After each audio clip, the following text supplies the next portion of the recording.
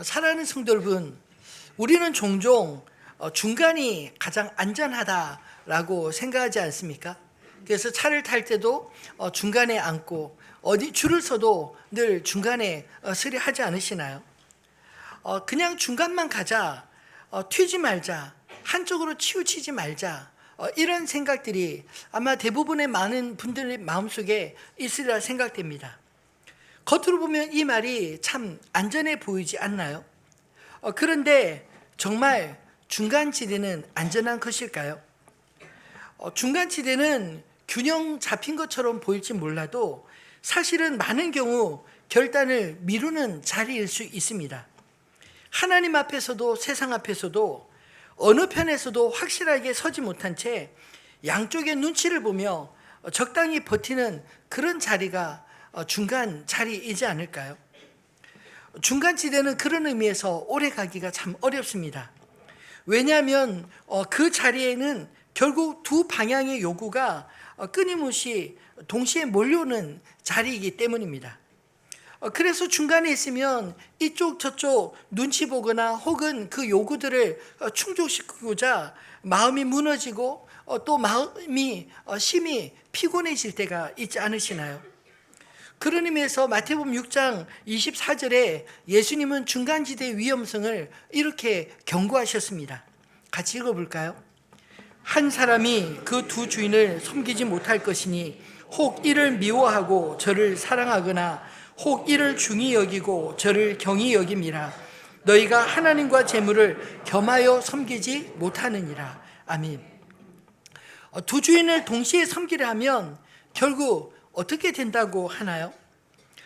이를 사랑하거나 저를 중히 여김으로 그 중간에서 끼어서 결국은 마음이 찢어지고 삶이 요동치게 된다. 이것을 경고하지 않습니까? 처음에는 중간이 균형처럼 보이지만 시간이 지나면 갈등이 됩니다. 처음에는 중립 같지만 결국 불안 요소가 될 수 있다는 것이죠. 그런데 오늘 본문의 말씀은 이 문제를 아주 분명한 단어로 설명하고 있습니다. 바울은 오늘 본문 가운데 말씀을 보면 그 가운데라는 표현을 두 곳에 쓰고 있습니다. 근데 같은 말인데도 방향이 완전히 다른 이야기입니다. 3절 말씀을 보면 전에는 우리도 다 그 가운데서라고 말하고 있지 않습니까? 여기서 말하는 이 그 가운데는 세상의 풍조를 따르고 공중의 권세 잡은 자를 따르고 육체와 마음이 원하는 것을 따라 살던 자리를 가리킵니다. 한마디로 어둠의 권세 가운데 있었다라는 것입니다. 근데 10절 말씀에 보면 그 가운데는 전혀 다른 용도로 사용되고 있습니다. 하나님이 전에 예비하사 우리로 그 가운데서 행하게 하려 하심이니라. 여기는 하나님이 예비하신 길, 은혜 안에 걷는 그 가운데 자리를 말하고 있습니다. 즉 한마디로 말하면 하나님의 은혜 그 가운데 의미하지 않을까요?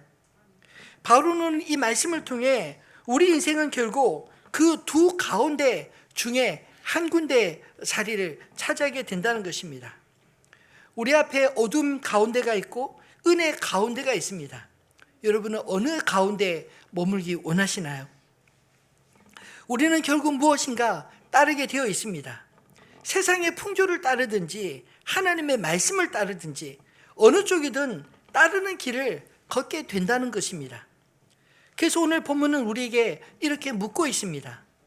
당신은 지금 어디 가운데 계십니까?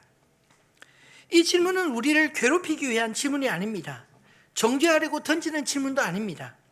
오히려 복음은 이 질문을 통해 우리에게 살리기 위해 다가오고 있습니다. 왜냐하면 오늘 1절은 이렇게 시작하고 있기 때문입니다. 그는 허물과 죄로 죽었던 너희를 살리셨도다. 여러분, 하나님은 우리가 허물과 죄로 죽었을 때 우리를 살리기 위해 예수 그리스도를 보내주신 줄을 믿으시기 바랍니다. 은혜는 우리를 새롭게 살게 하시는 하나님의 방식으로 주신 선물입니다. 우리의 소속이 하나님의 은혜 가운데 바뀌게 되고 우리의 자리가 옮겨지게 되고 우리의 걸음이 바뀌어 새롭게 창조적으로 살게 하는 은혜, 이것이 바로 우리에게 하나님이 주신 은혜인 것입니다. 그렇다면 우리가 그 은혜 가운데 있기 전에 어떻게 살아왔을까요? 바울의 이 첫 번째 주장은 우리가 전에는 어둠의 그 가운데 있었다라고 말하고 있습니다. 1절 말씀에 바울이 아주 단호하게 말하고 있는 말씀이 들리지 않나요? 허물과 죄로 죽었던 너희를. 바울은 우리의 과거를 얼마나 약했었는지, 얼마나 병들었는지 말하고 있지 않고 너희가 허물과 죄로 죽었었다라고 말하고 있습니다.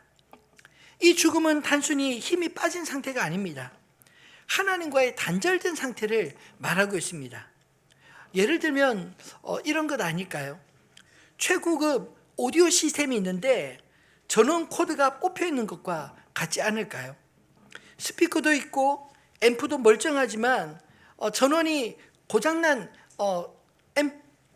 오디오 시스템은 아무런 소리도 낼 수 없습니다.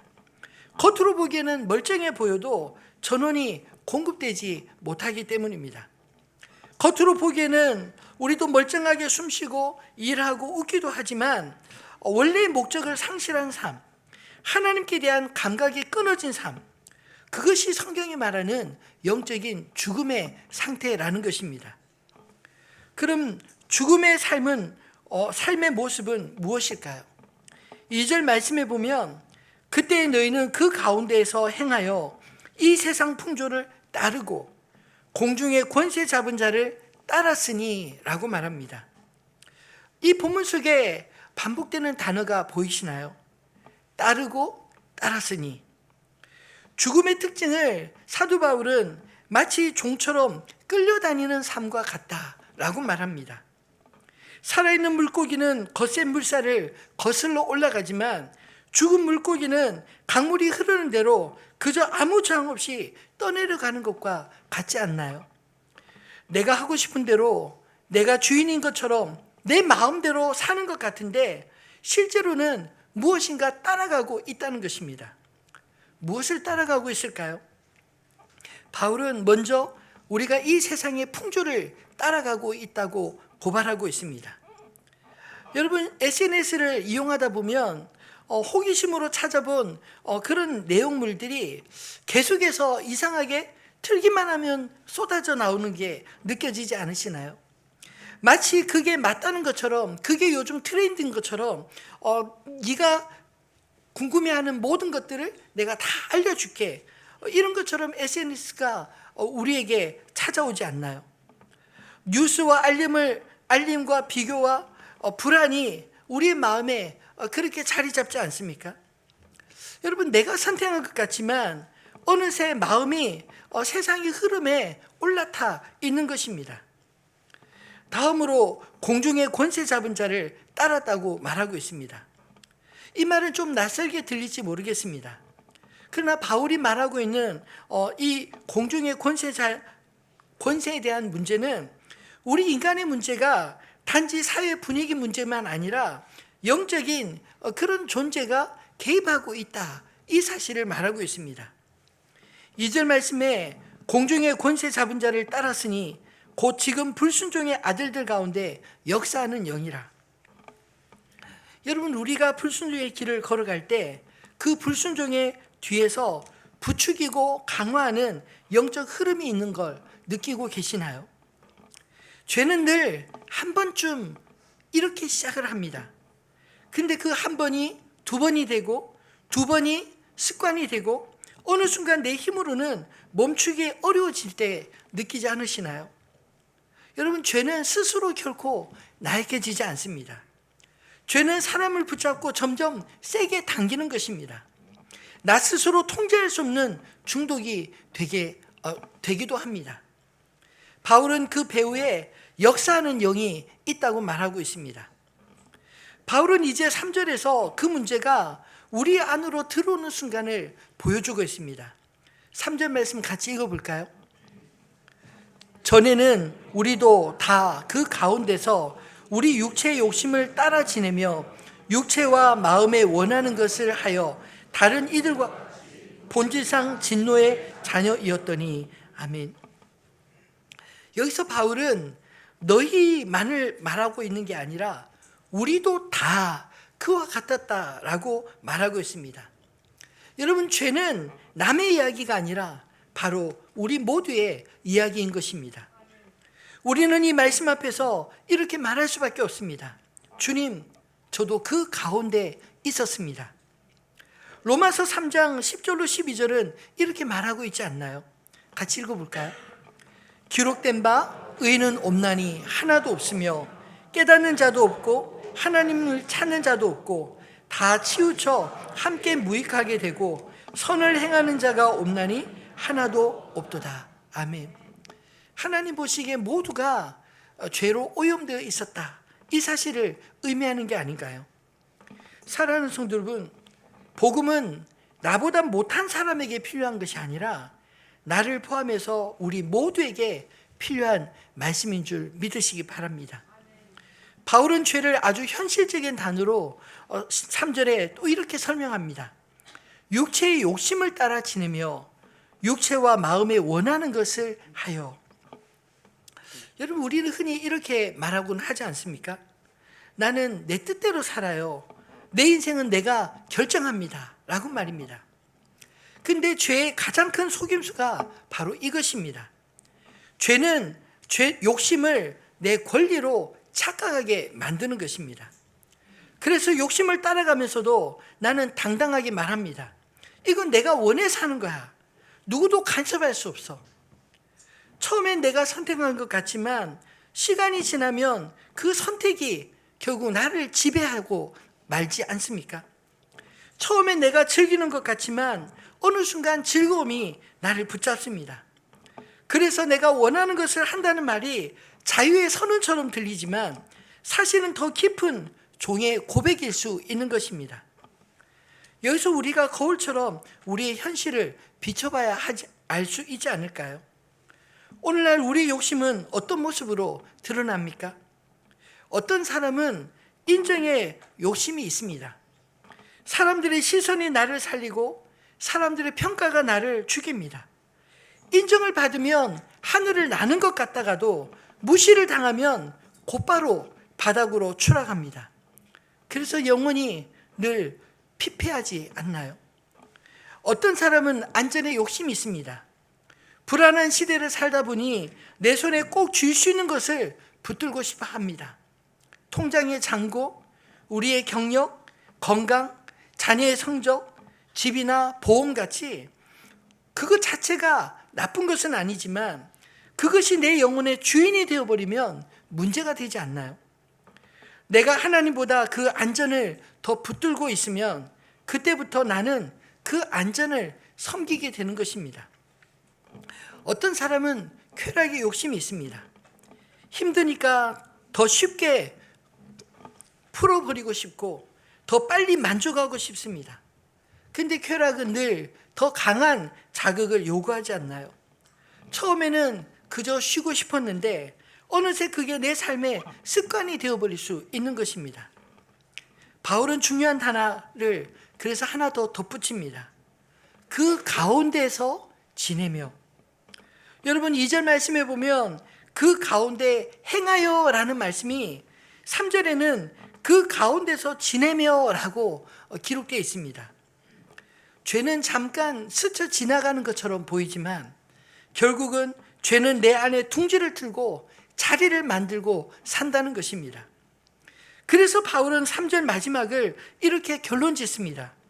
본질상 진노의 자녀이었더니. 이것은 하나님이 감정적으로 화가 나셨다는 말씀이 아닙니다. 마치 식물이 뿌리 뽑힌 채 햇볕 아래 두면 처음에 싱싱하던 것이 금방 말라 죽고 마는 것처럼 태양이 식물을 미워해서 말라 죽는 것이 아니라 그 식물이 생명의 근원에서 분리되었기 때문에 죽음은 당연한 현실이 되고 마는 것입니다. 하나님 없이 사는 삶이 도착하는 상태가 바로 그와 같지 않을까요? 죄가 끌고 가는 총착지가 바로 이 뿌리가 뽑힌 식물과 같다는 것입니다. 하나님의 거룩함 앞에 죄가 설 수 없는 현실을 여러분 경험해 보셨나요? 여기까지가 본문의 진단입니다. 사실 이렇게만 성경을 읽으면 마음이 몹시 무겁습니다. 여기까지가 전부라면 마치 우리 인생은 희망이 없는 것처럼 보이지 않으시나요? 근데 여러분, 바울은 4절에서 문장 전체의 공기를 바꾸는 그런 중요한 표현을 사용하고 있습니다. 지금 우리가 보는 개역개정 성경에는 빠져 있지만 헬라어 원문에는 이렇게 기록되어 있습니다. 호데 데우스, 그러나 하나님은, 이런 단어 말입니다. 오늘 보면 4절은 긍휼이 풍성하신 하나님이 우리를 사랑하신 그 큰 사랑을 인하여 라고 기록되어 있는데, 원문을 직역하면 이렇게 되어 있습니다. 한번 띄워주시겠습니까? 그러나 하나님은 긍휼에 부여하셔서 우리를 사랑하신 그 큰 사랑 때문에 우리를 사랑하셨습니다. 아멘. 바울은 변화의 주체로 사람을 이야기하고 있지 않습니다. 환경을 이야기하고 있지 않습니다. 우리의 결심을 이야기하고 있지 않습니다. 여러분, 복음은 우리 이야기에서 하나님 이야기로 넘어가는 순간인 것입니다. 그래서 두 번째 바울의 주제는 그러나 하나님은 우리를 은혜의 그 가운데로 옮기셨다, 이 이야기를 하고 있는 것입니다. 여러분, 구원의 시작은 우리의 결심에서 비롯된 것이 아니라 하나님의 성품에서 비롯된 것을 믿으시기 바랍니다. 긍휼이 풍성하시고 사랑이 크신 하나님이 먼저 움직이셨습니다. 이 사랑을 사도 바울은 로마서 5장 8절에 이렇게 확증하고 있습니다. 같이 읽어볼까요? 우리가 아직 죄인 되었을 때 그리스도께서 우리를 위하여 죽으심으로 하나님께서 우리에 대한 자기의 사랑을 확증하셨느니라. 아멘. 여러분, 복음은 우리 자신을 하나님께 증명한 이야기가 아니라 하나님이 우리에게 자신의 사랑을 확증하신 이야기입니다. 그리고 5절로 6절 말씀을 보면 바울은 오늘 본문의 핵심이 되는 말씀을 3번씩이나 강하게 반복하고 있습니다. 그리스도와 함께. 5절을 보면 허물로 죽은 우리를 그리스도와 함께 살리셨고, 또 6절에 또 그리스도와 함께 일으키사 그리스도 예수 안에서 함께 하늘에 앉히시니. 여러분, 우리는 흔히 구원을 나쁜 내가 착한 나로 점차 바뀌어가는 과정이라 이렇게 생각하기 쉽지만 사실은 그것은 개선일 뿐 구원이 아닌 것입니다. 구원은 그보다 훨씬 더 급진적인 자리 이동을 말하고 있습니다. 비유하자면 감옥에 있는 죄수가 모범수가 되어 약간의 특혜를 얻는 그 정도 수준의 구원이라고 말하는 것이 아니라 아예 사형수가 사면을 받고 새로운 나라로 이민을 가서 완전히 새로운 국적과 신분을 얻고 새로운 삶을 사는 것과 같다. 이것을 성경은 구원이라 말하고 있는 것입니다. 그래서 오늘 본문에 보면 죽음의 자리에서 생명의 자리로, 어둠의 가운데에서 은혜 가운데로, 그리고 이 모든 이동이 바로 그리스도와 함께 있었다, 이렇게 말하고 있지 않나요? 그래서 5절 한가운데 괄호 안의 말씀을 보면 오늘 이 말씀이 구원의 핵심이요 결론이라고 말할 수 있지 않을까요? 너희는 은혜로 구원을 받은 것이니라. 사랑하는 성도 여러분, 우리의 구원을 무엇으로 받았습니까? 우리의 열심으로 받았습니까? 우리의 행위로 받았습니까? 아닙니다. 너희는 은혜로 구원을 받은 것이니라. 이 말씀을 믿으시기 바랍니다. 마치 이것은 바울이 숨을 고르고 이렇게 말하는 것 같지 않나요? 이것은 너희가 이뤄낸 성취에 대한 이야기가 아니야. 이것은 전적으로 하나님이 너희를 위하여 베풀어 주신 사랑의 이야기야 라고 말입니다. 그래서 8절로 9절은 그 은혜를 더 분명하게 확실하게 설명하고 있습니다. 같이 읽어볼까요? 너희는 그 은혜에 의하여 믿음으로 말미암아 구원을 받았으니 이것은 너희에게서 난 것이 아니요 하나님의 선물이라 행위에서 난 것이 아니니 이는 누구든지 자랑하지 못하게 함이라. 아멘. 사랑하는 성도 여러분, 하나님께서 결코 보지 못하는 한 가지가 오늘 본문 속에 기록되어 있지 않습니까? 바로 우리의 자랑을 못 보겠다라는 것입니다. 이 자랑이라는 건 본질적으로 그래도 내가 이만큼 했으니까 구원받기에 합당한 거죠 라고 생각하는 것입니다. 결국 내 공로를 주장하는 것인데, 만약 내 공로가 구원에 단 1%라도 끼어드는 그 순간 더 이상 구원은 100% 하나님의 선물이 될 수 없다는 것입니다. 은혜의 순수성이 가려지는 것입니다. 그래서 하나님은 우리가 구원 문제에 있어서만큼은 어떤 자랑도 할 수 없도록 모든 공로의 가능성을 원천적으로 차단하셨습니다.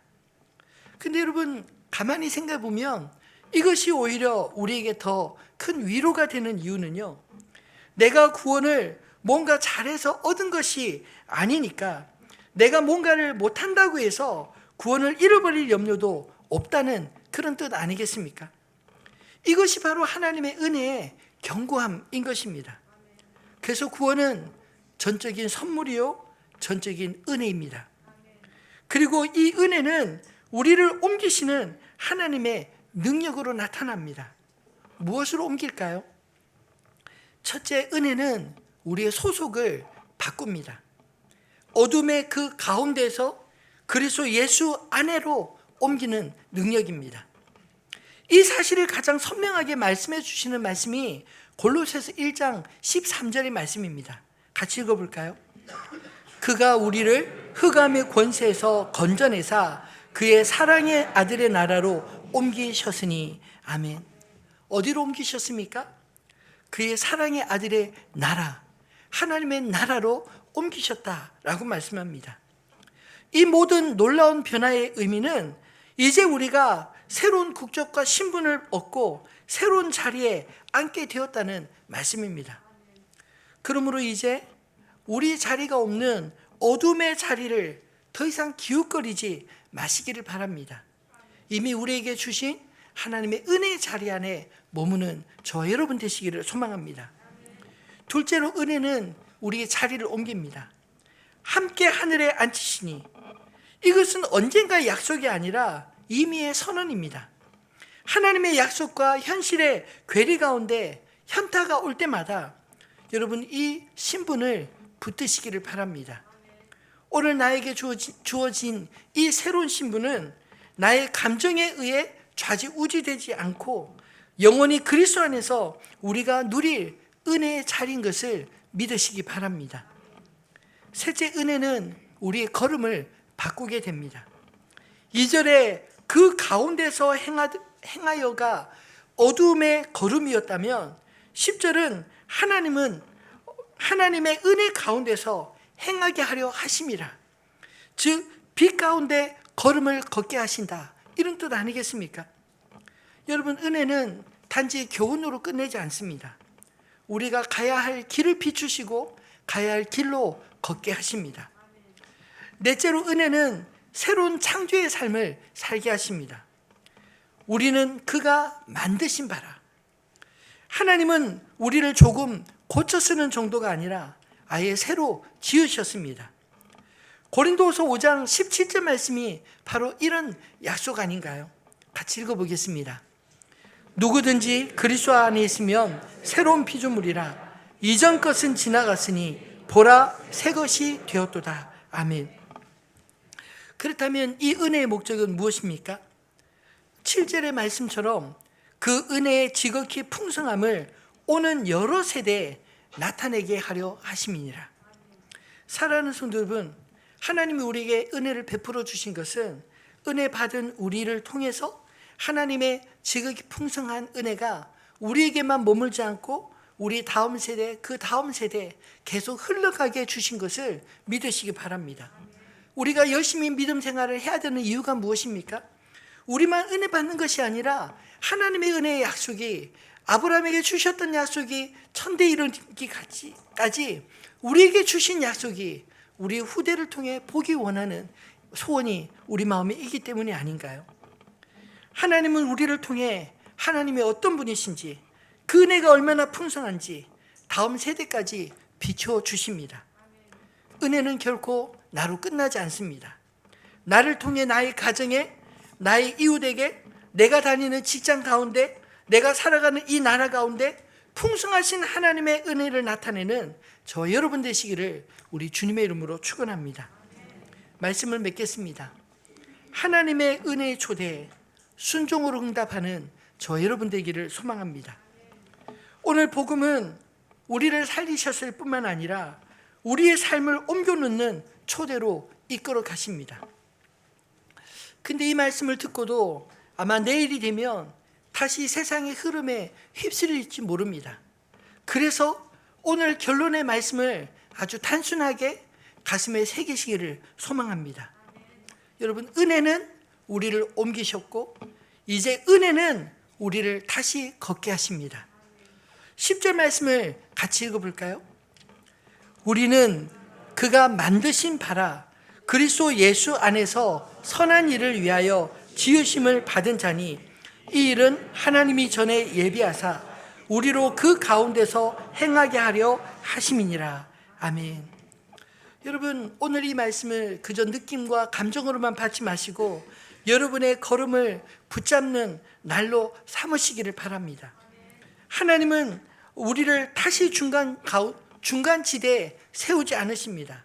그 중간 가운데서 이 길로 갈래 저 길로 갈래 라고 요구하지 않으시고 이미 우리를 은혜 가운데로 옮겨 놓으신 것을 믿으시기 바랍니다. 그래서 말씀 가운데 세 가지로 반응하시면 좋겠습니다. 첫째, 정직한 고백으로 응답하십시오. 주님, 저는 자주 중간지대에 머물려 했습니다. 세상도 놓치기 싫고 하나님도 붙들고 싶었습니다. 그래서 제 마음이 늘 불안하고 제 삶이 흔들렸습니다. 여러분, 이 고백은 우리를 무너뜨리는 고백이 아니라 오히려 은혜가 들어올 자리를 예비하는 고백이 아닌가요? 또한 둘째로 한 문장을 붙들며 승리하시기를 바랍니다. 현실이 몰려올 때, 죄책감이 올라올 때, 우리의 마음이 세상에 흔들릴 때 이 한 문장을 기억하고 끊어내시기를 바랍니다. 그러나 하나님은, 여러분, 내 이야기로 끝내지 마시고 하나님의 이야기로 넘어가시기 바랍니다. 나를 넘어뜨리려는 마음의 소리가 올라올 때마다 이렇게 외치십시오. 그러나 하나님은 긍휼이 풍성하십니다. 그러나 하나님은 나를 그리스도와 함께 살리셨습니다. 그러나 하나님은 나를 함께 일으키셨습니다. 그러나 하나님은 나를 함께 하늘에 앉히셨습니다. 여러분, 믿음은 내 감정을 붙잡는 것이 아니라 내 인생의 주어를 하나님으로 바꾸는 것입니다. 하나님의 약속을 붙드는 것입니다. 셋째, 작은 순종을 걸어 응답하시기를 바랍니다. 은혜를 받았다고 거창한 서원을 하라는 말씀이 아닙니다. 하나님이 예비하신 길은 내가 머무는 이 자리, 오늘부터 시작이 되는 것입니다. 오늘 여러분의 내디딜 한 걸음을 이렇게 걸어보시면 어떨까요? 말의 걸음을 한번 옮겨보십시오. 상처 주는 말 대신 세우는 말을 선택하며 사용하는 것입니다. 정직의 걸음 한 걸음을 옮겨보시면 어떨까요? 작은 타협 앞에서 그러나 하나님은 붙들며 정직을 선택하시기 바랍니다. 관계의 걸음을 띄워보시기 바랍니다. 미뤄두었던 화해, 감사, 용서를 오늘 한 걸음 내딛어 보시면 어떨까요? 그러나 이 걸음들이 우리를 구원하는 것은 아닙니다. 왜냐하면 구원은 전적으로 하나님의 선물이기 때문입니다. 그러나 여러분, 우리가 걸어갔던 이 한 걸음 한 걸음의 걸음들은 우리가 은혜 가운데 서 있는지를 분명히 나타내는 표징이 아니겠습니까? 그리고 하나님은 우리로 그 가운데 행할 수 있도록 능력 가운데 이끄시는 것입니다. 그것은 마치 사과나무가 사과를 맺기 위해 애쓰는 건 사과나무라는 걸 증명하기 위함이 아니라는 것과 같습니다. 여러분, 사과나무는 사과의 나무이기 때문에 자연스럽게 사과를 맺지 않겠습니까? 마찬가지로 여기서 말하는 이 선한 일은 구원의 조건이나 자격이 아니라 구원받은 자의 새로운 본성에서 자연스럽게 흘러나오는 삶의 열매인 것입니다. 구원은 우리의 노력으로 얻는 것이 아니라 하나님이 우리를 은혜의 자리로 옮기셨기 때문에 우리의 소속이 바뀌고 자리가 바뀌고 걸음걸이가 바뀌고 새로운 피조물이 되었기 때문인 것을 믿으시기 바랍니다. 사랑하는 성도 여러분, 오늘 복음은 우리를 이렇게 초대하고 있습니다. 이제 더 이상 애매한 중간 지대에 머물지 말고 확실히 은혜 가운데로 들어오시기를 바랍니다. 내 힘으로 들어오라는 것이 아닙니다. 그리스도와 함께 옮겨진 사람으로 이미 주어진 자리에서 이미 주어진 은혜를 붙들고 오늘 믿음의 한 걸음을 떼라는 초청인 것입니다. 오늘 우리의 결단은 이 한 문장으로 충분하지 않나요? 그러나 하나님은, 그리고 우리는 이렇게 고백하며 걸어갈 것입니다. 오늘도 주께서 나를 은혜의 길로 걷게 하실 줄 믿습니다. 이 믿음의 고백을 따라 은혜 아니면 이 찬양의 가사를 묵상하며 함께 찬양하겠습니다.